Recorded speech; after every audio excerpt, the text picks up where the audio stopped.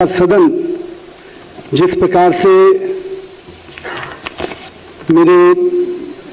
विधायकी जीवन करीब 20 साल का रहा है, अभी तक का जो सफ़र है, और उसमें सब लोगों के साथ मिलकर जब काम शुरू किए और मुझे लगा कि आज का दिन मैंने कभी कल्पना नहीं की थी, और आज जिस प्रकार से आप हमने सभी अभिभावकों के शब्दों में मैं कहूँ जो आशीर्वाद मुझे मिला है, निश्चित रूप से मैं पूरे सदन को इसके लिए आभार व्यक्त करता हूं। माननीय अध्यक्ष जी, सदन में अपने माननीय उप मुख्यमंत्री आदरणीय सम्राट चौधरी जी, माननीय उप मुख्यमंत्री विजय सिन्हा जी, अपने वरिष्ठ मंत्री आदरणीय विजय कुमार चौधरी जी, हमारे सभी दलों के नेता हमारे आदरणीय श्रवण कुमार जी, हमारे लोजपा के राजू तिवारी जी, ज्योति मांझी जी, माधव आनंद जी, हमारे विधानसभा के उपाध्यक्ष नवीन नारायण यादव जी, मैं सबको और पूरे सदन को, हमारे सभी साथी जिनके साथ हम लोगों ने काम किया है, मैं सबको प्रणाम करता हूं और सबको आभार व्यक्त करता हूं। माननीय मुख्यमंत्री जी, जब से हम लोग सदन में आए तब से उनको काम करते देखा, और मैं मानता हूं कि राजनीति के दृष्टि से जो नए लोग आते हैं राजनीति में, जहां एक और अपने पार्टी के विचारों से हम लोग आते हैं और वहीं जनता के बीच में भी एक मत लेके आते हैं, और जनता का मत जब मिलता है तो कई मुद्दों के साथ हम उनके से जुड़ते भी हैं, लेकिन उन मुद्दों के साथ, अपने विचारों के साथ आगे बढ़ने का जो कला यहाँ पर सीखने को मिलता है इस सदन में आने के बाद, कि कैसे हम अपने विषयों को भी उठाए, अनुशासन की गरिमा को भी रखें, और साथ ही साथ ये भी कह सकते हैं कि अपने जनता की आवाज़ बनकर भी हम बैठे। तो कहीं ना कहीं इस पूरे तीनों विषयों को साथ में लेकर एक विधायक के रूप में हम यहाँ बैठते हैं, और यहाँ से सदन की भी गरिमा कैसे बढ़े इसकी भी चिंता करते हैं। मैंने मुख्यमंत्री जी को कई अवसरों पर देखा है। 2006 में मैं पहली बार विधायक बना अध्यक्ष जी, और तब से लेकर मुख्यमंत्री जी ने किस प्रकार से पूरे बिहार की छवि को, अभी चर्चा विजय चौधरी जी जिस शब्दों का कर रहे थे, हम लोग भी बिहार से बाहर जाकर पढ़े हैं, और इस पढ़ाई लिखाई करने के दौरान किस प्रकार के शब्दों का प्रयोग बिहार के लिए किया जाता था। 2005 के पहले का कालखंड मैं इस सदन में सत्ता और विपक्ष के रूप में नहीं, एक उस छात्र के रूप में बता रहा हूं जो हम लोग भी पढ़ते थे तो जब, और उस पूरे बिहार की उस छवि को उस समय से लेकर और आज जब हम 2026 में खड़े हैं तो कहीं ना कहीं लगता है कि अपना बिहार आज देश में भी अगर सम्मान पा रहा है तो कहीं ना कहीं हम लोगों ने पिछले 20 वर्षों में जो बिहार की छवि बदली है उसका एक बहुत बड़ा कारण है। माननीय प्रधानमंत्री जी ने मुझ पर भरोसा किया, पार्टी के काम करने के इन्होंने सिस्टम को हमेशा सम्मान दिया है, और मैं ये मानता हूं कि इस सदन में कई ऐसे हमारे पूर्व के वरिष्ठ नेता रहे हैं जिन्होंने बिहार को कई गरिमामय समय दिया, लेकिन कुछ लोग जो अभी साक्षात रूप से हमारे सामने हैं, जो नेतृत्व हमारे सामने हैं, जिनसे हमें प्रेरणा लेनी चाहिए। मैं कह सकता हूं कि देश के प्रधानमंत्री जी ने जहां सेवा के भाव से काम किया, वहीं माननीय मुख्यमंत्री जी ने सुशासन की प्रक्रिया को पूरी तरह से सरकार में रहते हुए कैसे हम ट्रांसपेरेंट सरकार दे पाए, ये छवि कैसे बने, उस परिस्थिति में जब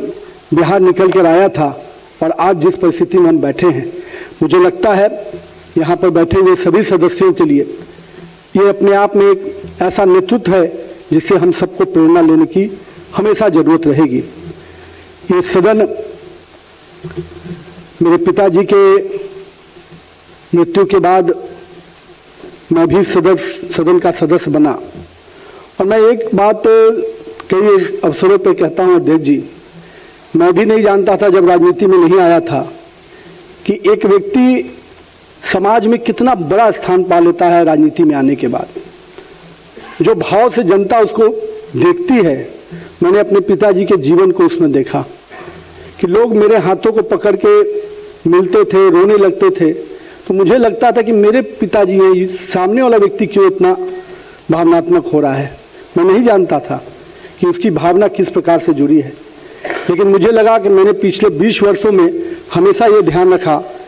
कि मेरे पिताजी की छवि के हिसाब से मैं हमेशा अपने आप को आगे लेके चलूं। और मुझे लगता है कि हमारे आज के सभी जनप्रतिनिधियों को ये बहुत आवश्यकता है हम सबके लिए कि हम जनता के साथ किस प्रकार से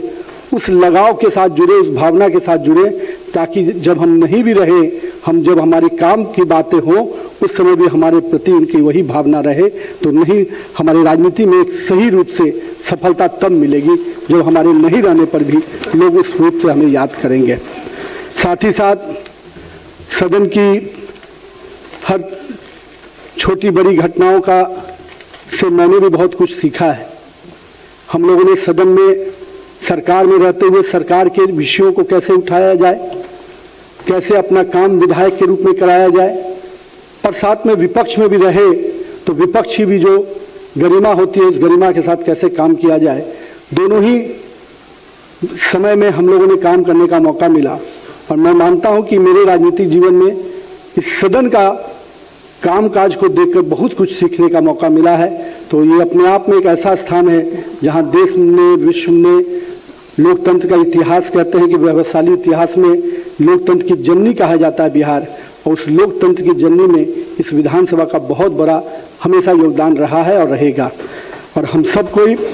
आज के अपने सभी सदस्यों का आभार भी व्यक्त करते हैं और अध्यक्ष जी इतना विश्वास दिलाते हैं आप सबको कि एक विधायक के रूप में जो भूमिका, हम मंत्री के रूप में जो मौका पार्टी और माननीय मुख्यमंत्री ने दिया है, अब पार्टी ने भूमिका जरूर बदली है, पर विधायक के रूप में मैं अगर यहाँ हूँ तो निश्चित रूप से यहाँ के राज्य के विकास में जो भी मेरी भूमिका हो पाएगी, दोनों ही हमारे एनडीए दलों के लोग जो भी मुझसे उम्मीद करेंगे, मैं निश्चित रूप से बिहार के विकास में माननीय प्रधानमंत्री जी ने जो सपना देखा है 2047 के विकसित भारत का, और माननीय मुख्यमंत्री जी जिस दिशा में बिहार को निरंतर आगे लेकर आगे बढ़ रहे हैं, हम लोग भी उस भूमिका में इन दोनों के नेतृत्व में पूरी ताकत से बिहार को विकास में पथ पे और तेजी से आगे लेने में पूरी अपनी योगदान देंगे। साथ ही साथ मैं अपने सभी साथियों से आग्रह करूंगा कि आप सब मिलकर, हम बिहार की वो टीम है, सत्ता और विपक्ष में कोई भी लोग बैठे, पर बिहार की छवि अगर बड़ी होती है तो उसका सम्मान सबको मिलता है। आज मैं जब देश के में दूसरे राज्यों में जाता हूं, लोग बहुत हमें उस रूप में नहीं जानते, लेकिन बिहार के नाम पर जब लोग मिलने आते हैं और जिस भाव से मिलने आते हैं, वो लगता है कि आज बिहार के लोगों को एक जुड़ाव का एक केंद्र मिल गया है। आस करूंगा कि जो सम्मान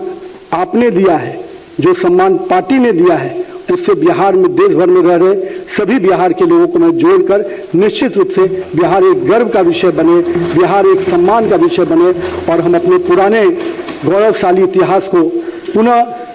वापस लाने की दिशा में जिस प्रकार से माननीय मुख्यमंत्री जी के नेतृत्व में हम लोग काम कर रहे हैं, निश्चित रूप से 2047 में भारत भी विकसित होगा, बिहार भी विकसित होगा और बिहार अपना पुराना गौरव भी वापस लेके आएगा। बहुत बहुत धन्यवाद। माननीय सदस्यगण, अब शून्यकाल लिए जाएंगे।